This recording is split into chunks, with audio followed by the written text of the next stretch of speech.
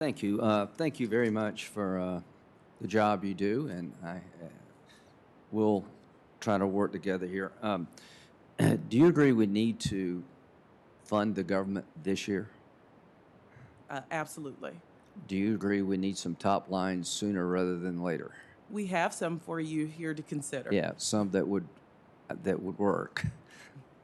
If we say no to this, is that the end of the discussion? Senator Graham, the budget has always been the beginning of a process. Right.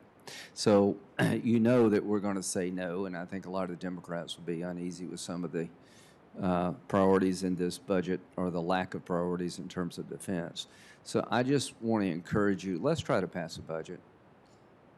Fund the government through the appropriations process. We can do it.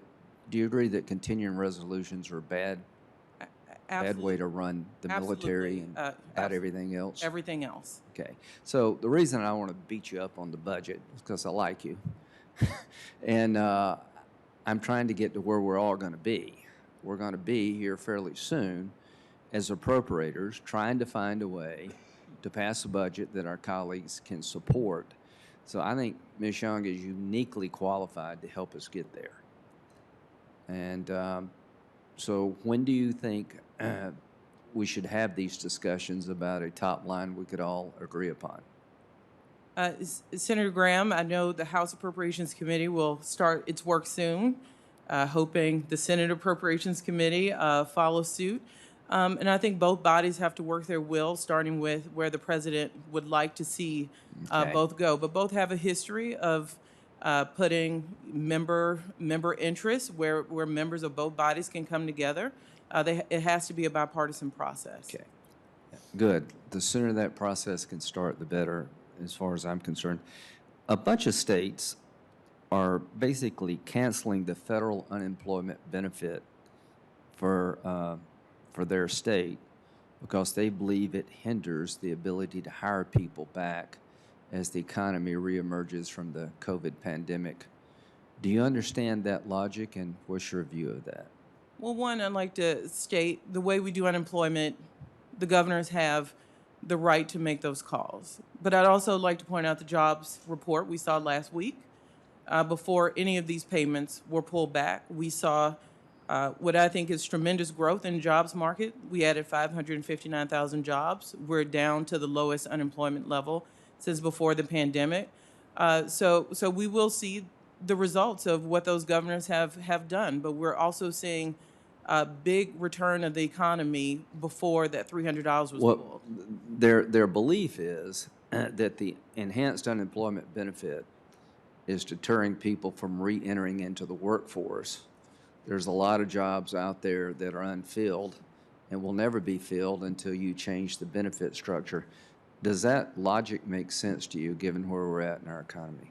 I understand the logic, but I've also not met Americans who would prefer not to work. There's a dignity to work in this country that most Americans Well, I got have. a lot of people in my family that ain't working because they're getting, I'll show you some in my family. So bottom line is, I think there are people out there that are not bad people, but they're not going to work for $15 an hour if they make 23 unemployed. That doesn't make you a bad person.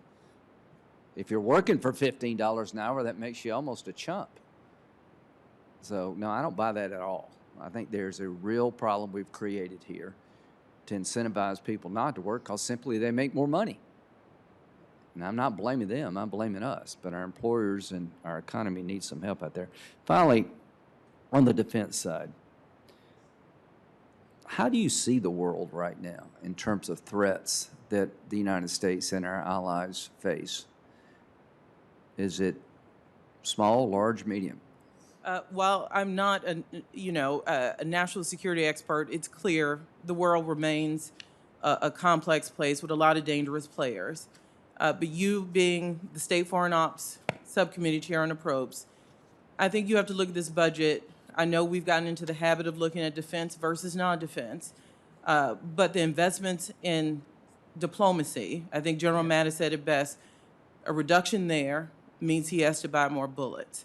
So what you see when you don't see the defense numbers where you want them is a reinvestment in our diplomacy, making Yeah. sure that this complex environment, this complex world we live in Yeah. is not all handled militarily. I couldn't agree with you more, and I'll end on this, Mr. Chairman. The president's budget, I think, ups the foreign ops subcommittee, I think, to 62 billion. That's still less than 1%. Count me in for more spending on soft power. It does make sense. But it is by no means a substitute for having a robust military with a qualitative advantage over the enemies of this nation and our allies. And I can say one thing without any hesitation. This budget is a disaster for the American military over time. This budget will entice bad actors to be more bold. And this budget sends absolutely the wrong signal in a dangerous world. While I appreciate more developmental aid spending, we're not going to defend America through developmental aid spending. Our adversaries are growing in capability. This budget does not allow us to stay ahead. Thank you.